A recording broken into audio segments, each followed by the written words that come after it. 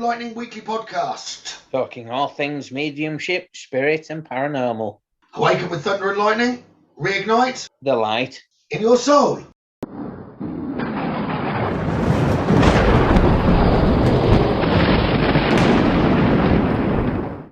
Hi everyone, I'm Gavin. Hi, I'm Roger. And we are joined with Erin. Hi Erin. Hello Erin. Hi. Hello. So, Erin, do you want to tell us a little bit about yourself? They've been looking forward to you, but I'll let you do the introduction. So, Erin is an author, and you've written more than one book now, haven't you? Yes, I'm up to 3 now. All about ghosts. I'm a paranormal investigator, so I like to write about all of the adventures I've been on. She does them slightly differently to most. She's very brave. She does typically them on her own. I do, yes. I tend to be a solo investigator. Sometimes that's not the brightest thing to do, but I like doing it. And what books can they find you that you've written?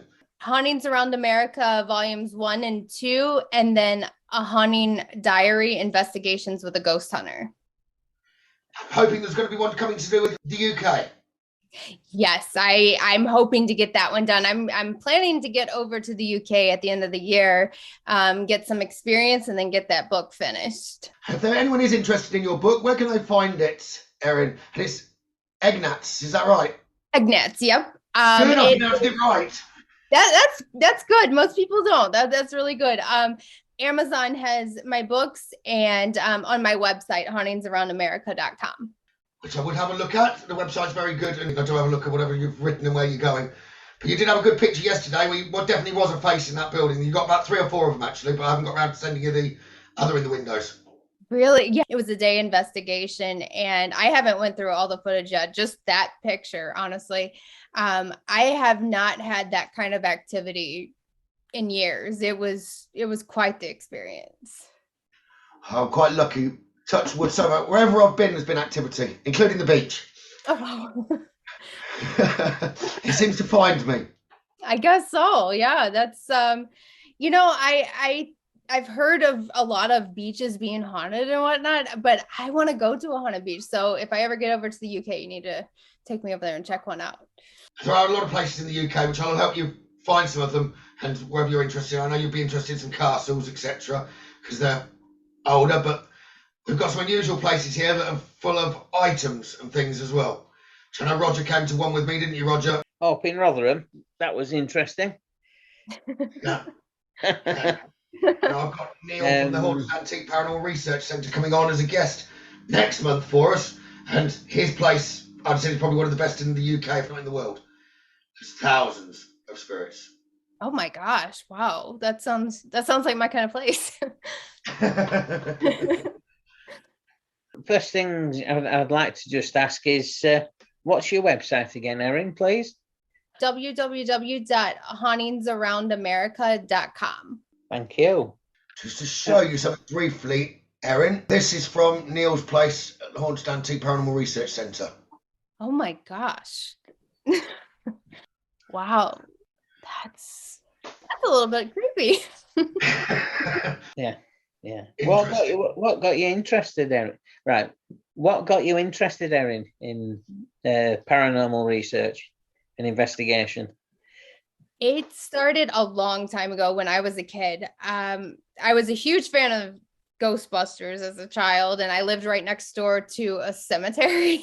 So I was destined for paranormal to begin with. But when I was about 13 or 14, I went to a battlefield known as Gettysburg in Pennsylvania. It was a Civil War battlefield.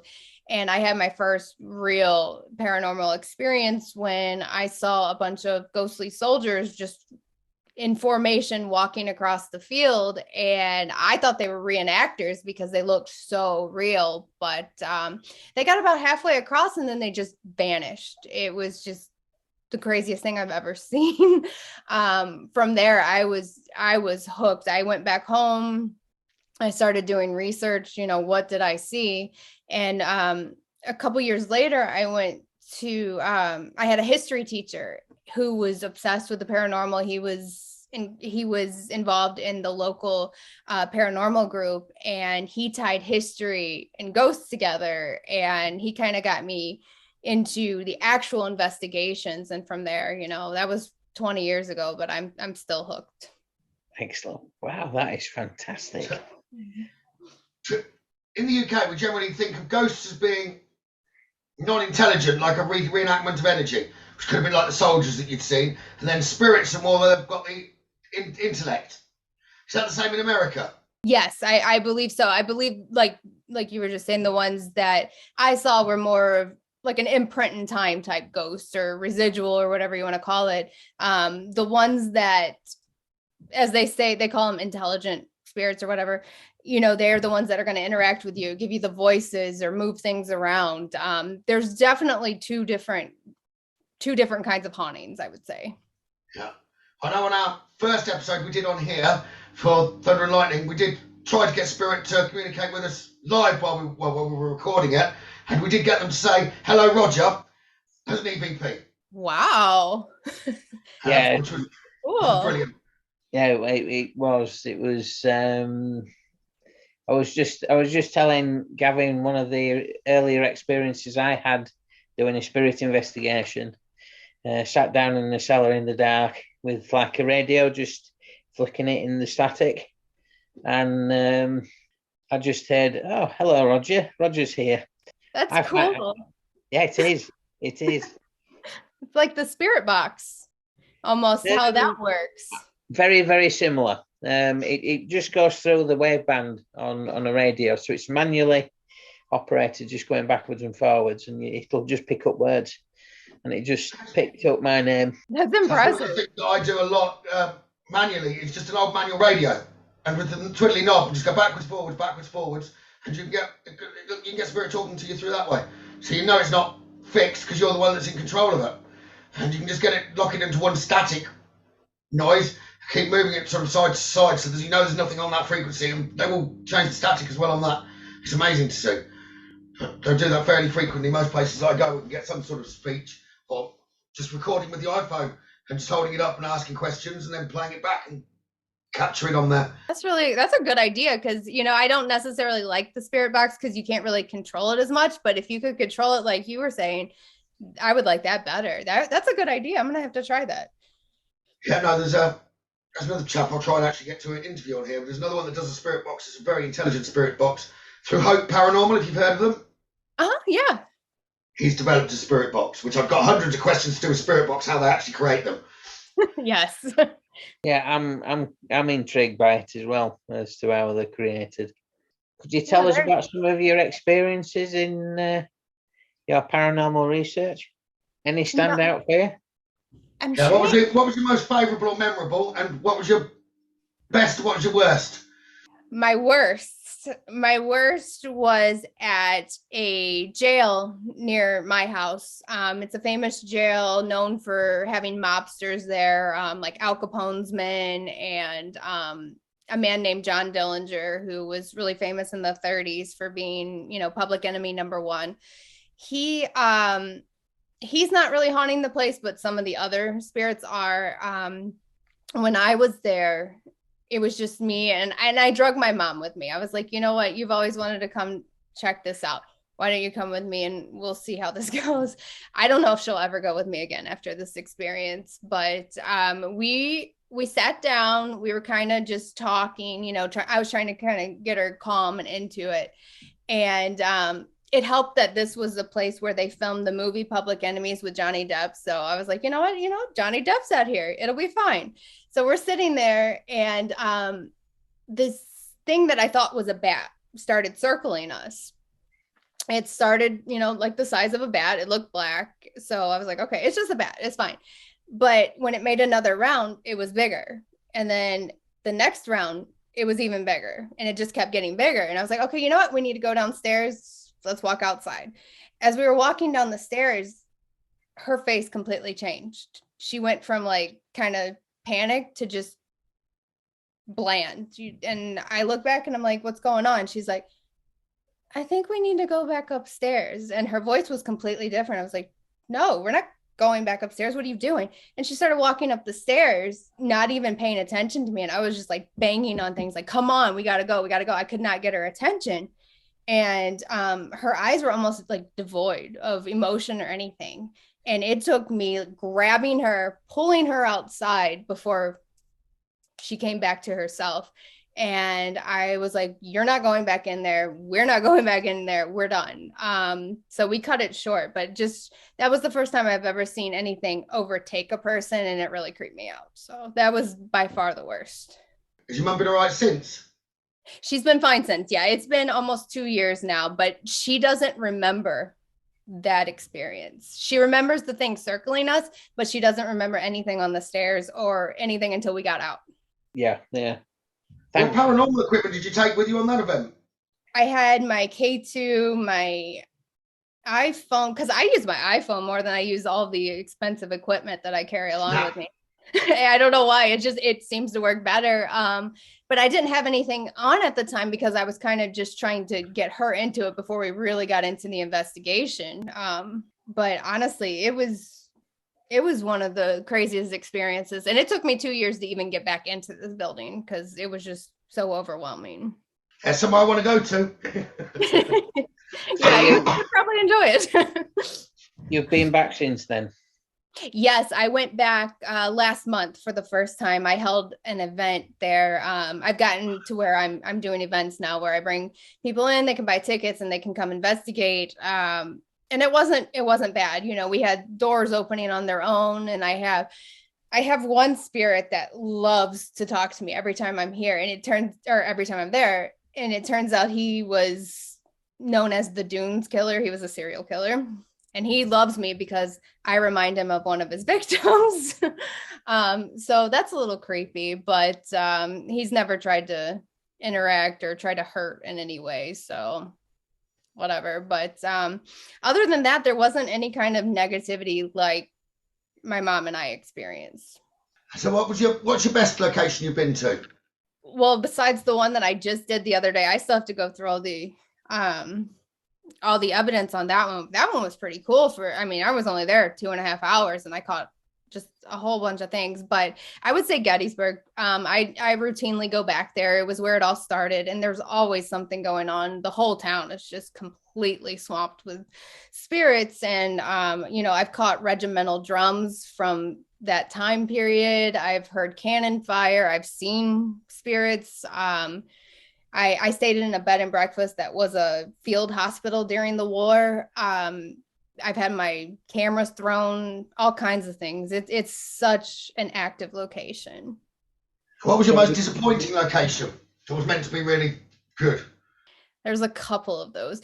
I would say that there was a hotel that is really, really famous for... You can't just say really, really famous. You've got to tell us what hotel. Yeah. Go on. Where is it? It's in Chicago.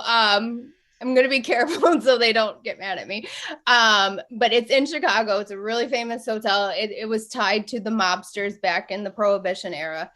And it was supposed to be just brimming with ghosts. And anybody that went there had an experience. I had nothing, no feelings, no experiences, nothing. It was just kind of a waste of time, which was disappointing. And I know that each place is different depending on the day and how much activity is going on, but there was nothing there. And it was at the Congress Plaza. Yes, it was that one. Yeah, that's the one. I said it, not you. Yeah. But it's a cool place for history, and a lot of places, or a lot of famous people were there. Capone, he planned St. Valentine's Day massacre there, which is an important thing in history for a lot of people. The famous serial killer H.H. Holmes was there. So for a history standpoint, it's really cool, but there was nothing activity wise there. What would you say your favorite places? Would you say that's Gettysburg then? I would say Gettysburg and a place called Waverly Hills in Louisville, Kentucky. It was a famous sanatorium. It's huge. It's like 300,000 square feet. It's crazy active. I have one spirit there that loves to call me a name. Each time I'm there, you can always hear it when I play back. I'm walking by, I'm like, I'm back, it's Erin, and then you'll hear him say ho. Each time they call me a ho. Every single time. So I've went there 3 years in a row, and each time in the same exact spot, I'm called a hoe. Yeah. See. So it's really funny, and it's almost, I don't know. I mean, some people may be like, oh, why are you, aren't you upset about it? No, I think it's funny. So I like going back. I don't get insulted wherever I go, typically, because they won't come close. Yeah. What equipment do you normally take on your spirit investigations? My iPhone always, because it's got the camera, the voice recorder. I always have a voice recorder on my wrist too, that I have going continuously. I take my K2. For the most part, it doesn't really go off, but this last place I was at, it was going off just perfectly. I've never seen it before. So I always have that with me. I usually have a different kind of EMF reader too, that's more basic, just, so I can kind of gauge the reactions, to make sure they're both working properly. I usually have some kind of GoPro on me. I have a spirit box. I don't use it very often. Thermal gauge or thermal imaging, temperature gauge, those kind of things. What's this wrist recorder that you have on yourself? It's a voice recorder that looks like a watch, and it's easy because you're usually holding 2 or 3 different pieces of equipment, so it just sits there, and it has a long battery life, long recording life. So it looks like an Apple. What's that? You caught a lot from it. I have, yeah. Sometimes you can't really tell because you're moving your arm around and it might catch whatever you're running into, but for the most part, yeah, it's a great backup, especially when you're doing EVP and maybe you're using your phone to record and you need a secondary source to make sure that you did hear what you heard. So it's good to have that. How long does it take you then to review all the stuff afterwards? I very rarely get to go through all of mine. I'm recording everything, and very rarely do I end up going through all of it. That's how I am. It's horrible, but I have stuff from months ago that I still haven't went through just because it takes so long. It's easy to walk around recording, but then when you realize you have to do it all again, and there's 10 hours of recording on hours. You're probably talking 100 hours actually to go through it all. Yeah. When you multiply it by all the different devices, it's a daunting task. Probably about times 3. I was going to say, if I've recorded for an hour on this, it'll probably take me 3 hours to do it. Yes. Yeah. It'll probably take me 3 hours to go just through an hour's worth. So, and then if you've got the video and you've got the voice, you've got multiple to try and go through on all of them. Yes. So Roger's just asking, don't suppose you've got any EVPs available around you that you can play? I'm just wondering, it might be a good idea if you've got one to hand, can we actually hear what you've picked up? Let me see if I can get one to play. I don't know if it'll play over this. I just caught a couple at a prison in Joliet. I don't know if you guys have ever seen the movie The Blues Brothers, but yeah, I know that. Okay, so that's where it was filmed. That prison, okay. Yeah, so I just caught. I never realised that was the name of the prison, though. I know in the film they say I've just got out of Juliet. I thought that was just a nickname. No, yeah, that's it. It's I don't know what they called it. Several different things. Illinois State, whatever. It's right outside of Chicago.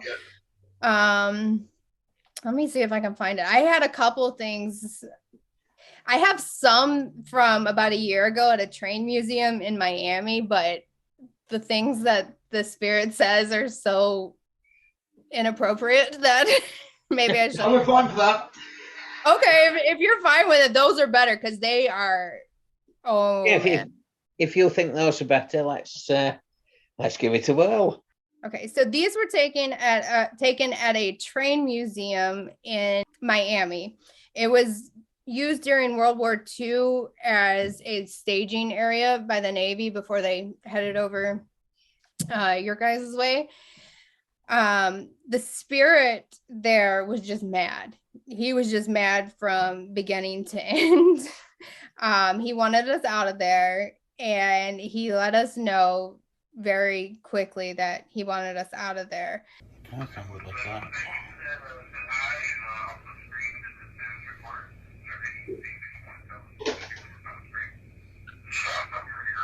Shut up. That's it, shut up.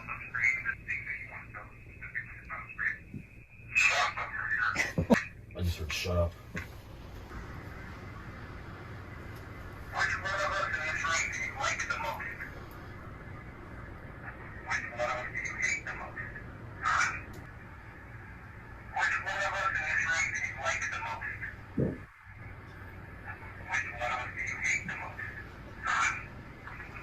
I heard Erin. Yeah, I think it was Erin. I heard Erin. That one didn't like me. And later on that night, I was touched from my head all the way down and back up, and then I ended up getting pushed. And at one point, they like did that right in the middle of my forehead, and I had makeup on. You could see like a fingerprint the rest of the night. So they didn't like me. It's funny that the EVP wasn't caught on your camera as well. No, it wasn't. I don't know why it wasn't. It was just on the voice recorder, and we all had voice recorders, and only one of them was picking it up. So I've had times where I've had all the voice recorders. One where it's a vanishing EVP. We had 4 different iPhones that were all down on the same bench, recording at the same time when I asked the questions. But 2 of them had nothing on it. I think there were 5 actually. 2 of them had nothing on it. One of them had what mine was, what my EVP was, and the other 2 had a completely different voice giving answers. Really? Different answers were given to the same question, but 2 of them were identical. 2 of them were identical and had nothing on it other than my voice, and then my one had other answers on it. That's exactly how this was. It was so weird because we all had the voice recorders and we all played them through, and only one of them was picking it up. It was so weird. So I don't quite work out how that works, but yeah, it was strange. Never managed to explain that one. Yeah. I think you'll enjoy it when you come over into the UK. There's plenty of sites over here for you to get your teeth into. So you must get spirits that are generally only a few hundred years old. Yes. For the most part, it seems like the 1800s is, I don't know why, but that seems to be the kind of spirits we get. Sometimes we'll get Native American spirits, which have obviously been here for up to 1,000 years or whatever, but they usually are a little more aggressive, and I tend to stay away from them because I don't know why. They're just extraordinarily aggressive, and I always feel sick when I'm around those. So you've covered all America? Yes, I've been to 43 of the 50 states. So I still have a few to go, like Alaska and Hawaii. Those are a little harder to get to. But for the most part, I've investigated in almost all of the states. And, in the East Coast where the history is a bit older, there's more activity. But, out on the West Coast, like Alcatraz and stuff like that, there's quite a few things. But it's really cool, but I am ready to try some of the other countries and see what else is going on. So I can't wait to get out to the UK. Like I was telling Gavin a while back, I definitely want to check out castles and old buildings like that. Now I don't know if you can see what I'm just playing there. There's a little girl that was outside of a hotel that we were investigating. Oh my God. You can also just about see, I've just seen now a gentleman stood in the doorway that shouldn't have been there. You can see her quite clear. That is clear. Like full body. Look, there's a face there on the right that I've not even noticed before, sideways on. Yeah. Yes, there is. That when you come over, I can get you there. That's in Colchester. That's a hotel. That hotel there. The doors were after the guests had all gone. I was in one of the most haunted rooms, and I don't always stay over them, but I stayed over. And a door that had been always closing itself all night was the door into the room. Heavy fire door. Well, woke up a couple of times because the wardrobe doors kept opening and closing. The bathroom door kept opening and closing. When I ignored them, then the main door opened. I woke up and I can see it in the corridor. This was a fire door that's been struggling to hold open. So they were opening it and holding it open. So that was heavy. And so then I did end up putting that on the catch, on the chain. So then you did still hear it opening, it kept opening and closing. I was like, I'm going to sleep. But that was interesting. Oh, I bet. That's cool. So do you ever experience any physical phenomena? Things being thrown at you? Yes. It's rare for them to throw things at me. I know a lot of people I've been with have gotten scratched and stuff. I've been pushed. Some of my items have been thrown. For me personally, I tend to know where they're at. I'm not a medium or anything, but I can sense them. I'll get nauseous if it's a really strong energy. So I know when they're getting wound up and I kind of back off a little bit. Oh no, straight into the ring at that point. Yeah, exactly. But yeah, most of the things that I've experienced are, the doors opening, items kind of moving back and forth. At Waverly, I was there in March.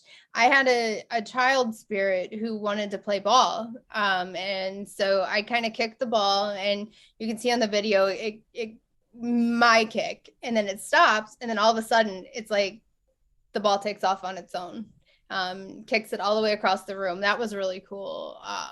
But most of the things that I get are voices. Is that penitentiary? Yeah. No, it was a sanatorium. So a TB hospital. I've seen other people's stuff on YouTube with someone with a kid playing ball, and then there's a ball in the room, a blue ball. Yes. Tell Roger about the spirit that was smoking a cigarette. Oh, Tennessee. I've actually had a few spirits do that now, because I've done it since. I've even had it happen at home on a live that I did. I asked the spirit to come in and smoke the cigarette, and you saw the cigarette turn and move. That was in my house. Did you really? Oh, yeah. That was the coolest thing ever. That was in Gettysburg. That was the covered bridge there. So there's a ghost named Tennessee. He was an escaped slave who got at least to Pennsylvania. I don't know why he haunts the bridge, but that's where he likes to hang out. And he likes to smoke. And so the theory is, if you go light a cigarette, put it on the railing, he'll smoke it. And if you ask him questions, he'll move it back and forth. And he does. And as the video that you've probably seen, it's pretty incredible. You can see that he is actually sucking on this the cigarette. It brightens, and you ask him a question, he'll move it. And by the end of it, we asked him, can you just knock it off? We're done. And he knocks it off. He is so attentive. As long as you bring him a cigarette, he's good to go. So he's really cool to interact with. Excellent. I've done that in a few locations now. And if you ask them if they want a cigarette and you light it, they will I think that's move it around. But of course, you can't really do it indoors. Yeah. The one which you've just referred to, with smoking on the bridge, where would I find that on your webpage? What's the title? That would be on my YouTube, and it is under a ghost named Tennessee. Because I'm sure quite a lot of the people listening to this will be very interested in having a look. Oh yes, and that is probably my most popular one. Everyone that sees that is like, wow, how does that happen? It's really cool. I was like that too as I was recording. That's why I'm recording the wrong way instead of the long way. I'm recording like this because I'm just like shocked that this is happening. So whilst you're doing your investigations, do you pick anything up smell-wise? Yes. I have a spirit that hangs out here. He's like my guide or whatever. He gives off this strong scent of cigar smell, which it's really funny that I can smell that because I lost my scent of smell when I got COVID a couple of years ago. So I can't smell anything, but I can smell the cigar. So I know when he's around, which is, like I said, it's really weird. I could put the strongest perfume on my hands and try and smell it. I can't smell it, but I can smell his cigar. It's really a bizarre thing. Yeah, quite reassuring too, I should imagine as well. Yes, definitely. Yeah. That's one place I'd like to go to one day. is Gettysburg. I thought you were going to say Tennessee. Gettysburg for the Civil War. Yes, I'm a historian, so I love the Civil War. That's my thing. So Gettysburg is just, it's incredible for us. You know, that's one of our older towns as far as history goes, because obviously we don't go near as far back as you guys do. But the town's really preserved. So you have all the old like 1800 buildings, and the battlefield is just immense. It's miles long, and you can really explore. You can really get into the Civil War history there. And if you like ghosts, there's tons of those too. Where's somewhere that you'd really like to visit but you've never been able to get into, or you've never managed to get to? There is a lighthouse in St. Augustine, Florida. One of our supporters has been there. Yeah, she got pushed down the stairs. Yeah. I don't want that to happen, but just everything I've ever seen from there's been there was one video a while back where they were trying to record, and then all the way at the top of the lighthouse you see these hands and this face like look down at them, and it's so clear. And I've always wanted to go there after seeing that video, so I'm hoping to get out there. I talked to some friends in Florida who are investigators, and we're going to see if we can meet up and do an investigation there.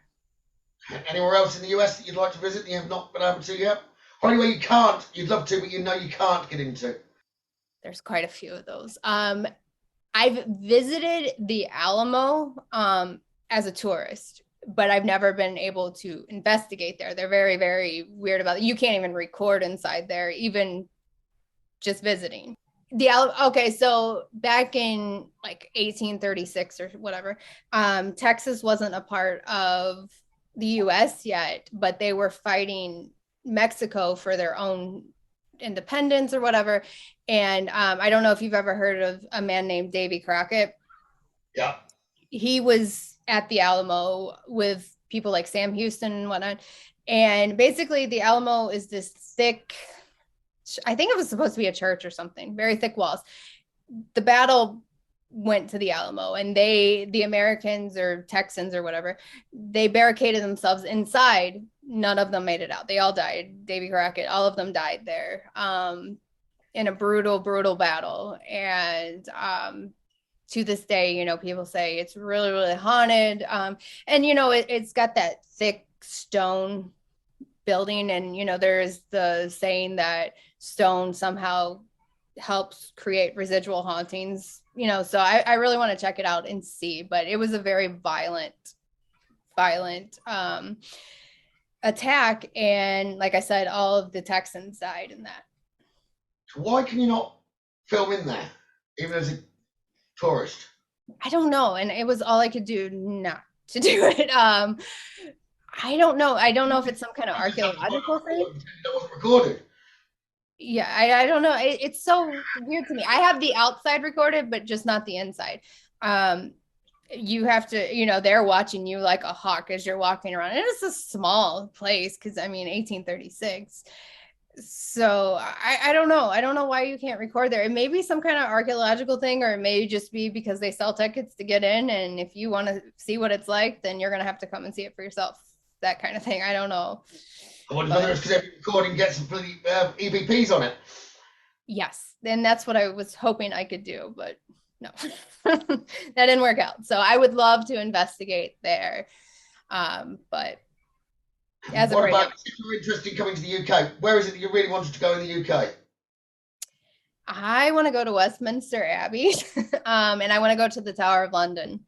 As far as just my interests go, but I want to see any kind of castle I can see. I want to see, you know what, anything there. I've traced my ancestry, and my ancestry is very UK based, you know, Scottish, English, like almost completely. So I want to go and I want to explore all of that. You've got a couple of interesting locations near you historically, haven't you? You've got the Battle of Naseby, which is English Civil War. And what's the castle which Mary Queen of Scots was executed? Fotheringay Castle. That's it. But yeah, I'm trying to get in at the moment to where the stones from that castle have gone. They went to a pub that's a hotel pub. They rebuilt and extended all of it with the bricks from the castle. Really? That would be so cool. Yeah, cases come from the castle and things like that. From the Mary Queen of Scots where she was executed. Oh my gosh, that would be. You know what? I didn't even know about that place, but now I'm intrigued. I want to go. There's a photo on the internet just for the location of Fotheringay, and I didn't know anything about it. I was just like, one night I was saying to Roger, look, this is close to me. And look, we've got about 30, 40 spirits on this one photo. This is the location photo. Yeah. Wow. We must have spent well over an hour just connecting with what was there. It was intriguing. Lastly, for a question for you, unless Roger's got one more, I'll ask you in a minute. Where was anywhere in the world that you'd like to really want to go? I would say that the UK, honestly. I've always wanted to go there. I've read a lot of stories. They're supposed to be true ghost stories about the haunted places of the UK, and it's always stuck with me. There's places like Germany that I've heard are pretty haunted, but that doesn't intrigue me as much. It does, but not like the UK does. I don't know what it is about there, but maybe it's the ancestral or whatever. But I've enjoyed reading the books that I've read about it, and I've enjoyed watching the shows that I've watched about it. I think it was Ghost Hunters UK or something like that. I used to watch that all the time, and I loved all the locations that I saw on there, and I was like, one day I'm gonna get there. One day I'm gonna do that. Have you visited any other American battlefields? Yes, I have. I've pretty much all of them on the eastern side. I grew up in Georgia, so okay. There was quite a few down there. There's one that I'm going to be investigating there. It's one of the few that the national parks does not own, so they allow ghost hunting. You can rent it out, and it's in Kentucky. It's called Perryville. So I'll be doing that one in October. That one I cannot wait for. Let's see. I've done Antietam, which was also extraordinarily haunted. Very, very interesting place. It's not far from Gettysburg. It's not even an hour from there. That one's really cool. And Harper's Ferry. Harper's Ferry is an amazing one.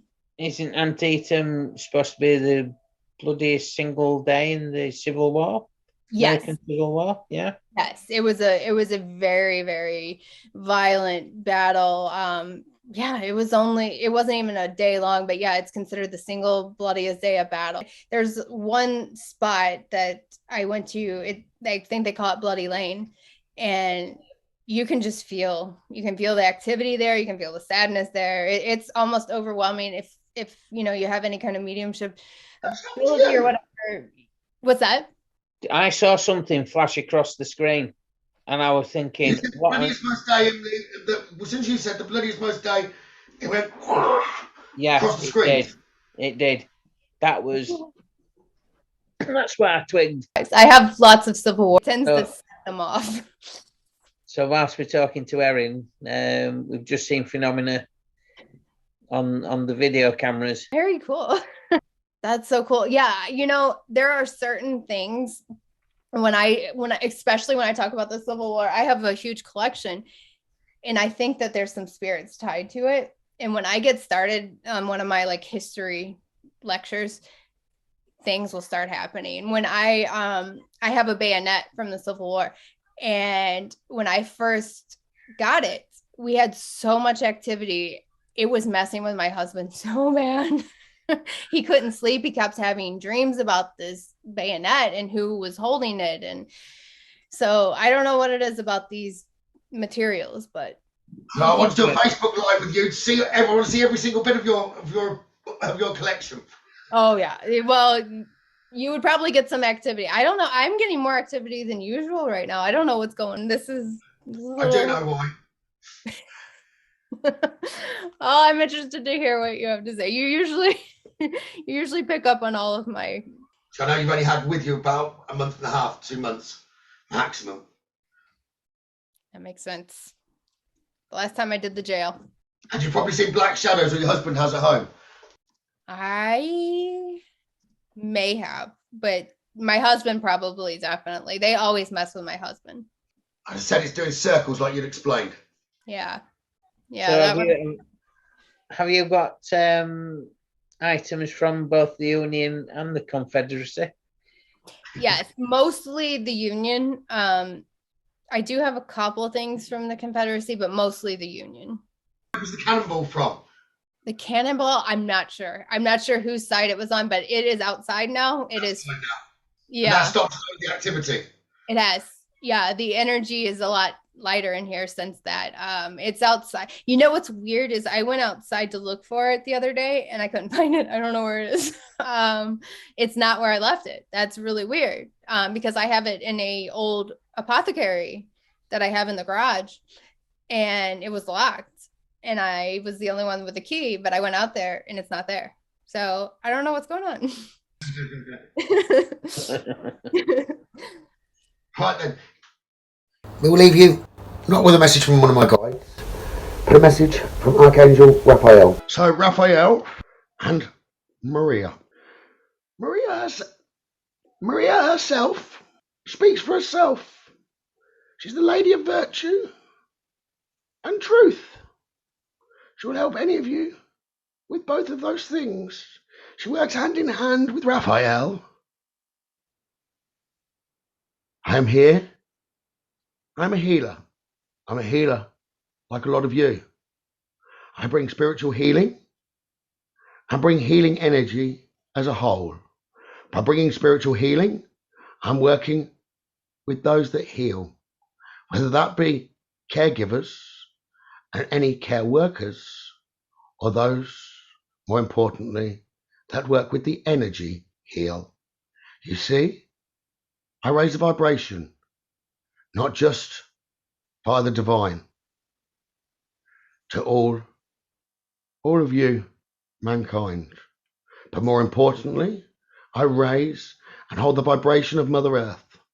And working with Michael is a pleasure at the moment to see the balance, the vibration coming back into spiritual favor. I am the angel of clear thinking and mindset. I may seem abrupt, but never rude. You see, I'm a clear thinker, so use as little energy as possible with you. The importance of my energy is not for speech. It's not to tell you I'm here or to give you closeness and signs that I'm near. My energy is important for healing all, but not just yourselves. That involves the energy of all, whether it be a rock, be water, be a tree or a snail. I bring healing and vibration to all of the earth, all of the time. Often can leave me running round like a swine. I never mind. I never regret. I never wish for anything instead. But yes, my energy can be pulled rather thin, but I'm always there when you need me to begin. Ask, and I'm there, bringing the healing all the time. But for some of you, I know you very well. You see, you might not know me, as I don't introduce, but I'm there the moment the connection is made to the earthly energies and the intention of the heal. I'm there, establishing the connection for the energy. The energy, not just for you, as I leave some there, but the energy where you're sending the healing, which shows me you care. Caring is a healing energy, the best of it all. If you can care and heal the energy, If we're caring and bring the energy to all, it heals ourselves. And Raphael does not need to be called. Doesn't mean I'm not there, but it means I can balance the energy that's needed. The energy that's needed for all. Likewise to another answer that's been given tonight. What colour do I arrive in? That depends on the energy of the healing that's needed. If it's emotional and they're blue, then joyous colours will be near you. If you're floaty and going over the top, they're likely to be more grounded energies to try and get you to stop. We give strength in a different way to the other archangel you'll see. We give strength to those caregivers for which most of the world does not see. People can clearly think and know it at heart. They don't like to think of it because they know it'll make their emotions start. But there are people with strengths in all matters of ways, but all need healing at times, and they pray. You don't speak out and tell others you do, but it's true when you're speaking in your mind. You're coming right through. We hear you, we're there, we direct some energy where needed. Don't ever thank us. It's not a job, it's what we do. The energy is created for you, all on earth, in the physical. We don't work with spirit when they come back to us.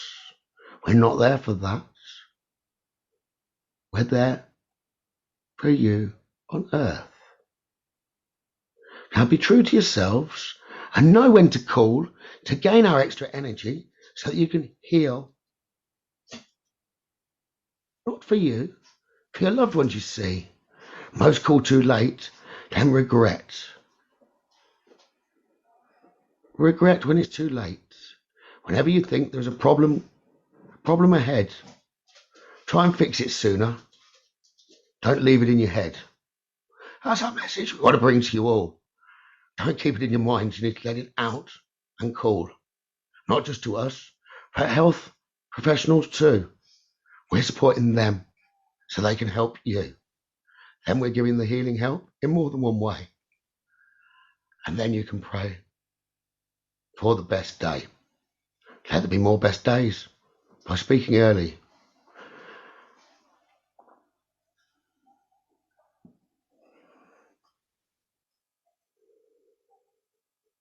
That's how you help all and keep a clear head. Remember, the mindset we said.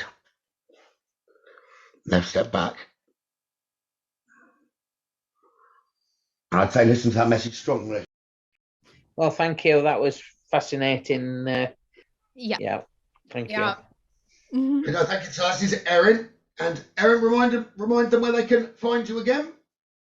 I'm on Facebook, Instagram, YouTube, Hauntings Around America. I have the website hauntingsaroundamerica.com. So you can, I'm usually pretty active on Instagram and Facebook. So come find me on there. And what are your books called again? Hauntings Around America, volumes 1 and 2, and A Haunting Diary, Investigations with a Ghost Hunter. And where are they available from? My website and Amazon, just in the Kindle store right now. Wonderful. Excellent. Well, thank you for joining us. We'll have to have you back again at some point and tell us about your adventures. But do let us know when you come into the UK. I will. Thank you for having me. So, Thank you, Erin. Thanks. it's a goodbye from me. And it's a goodbye from me. You normally say goodbye from him. Ah, well, there you go. I'm trying to keep you on your toes. Take care. Thank you for joining us, Erin. Thanks. Bye. Thank you, Erin. Bye. Bye.